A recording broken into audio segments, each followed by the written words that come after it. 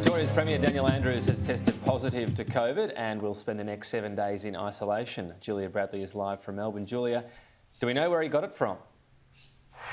Well, Tom, at this stage that remains a mystery, but what we do know is that the Andrews family attended the premiere of the hit musical Hamilton at Her Majesty's Theatre here in Melbourne on Thursday night. So you can imagine Daniel Andrews would now be in the process of working out who he's come into contact with since testing positive this morning, and he confirmed this positive diagnosis in a statement about an hour ago on his social media, and that reads: after developing mild symptoms this morning, including a sore throat and mild temperature, I undertook a rapid antigen test.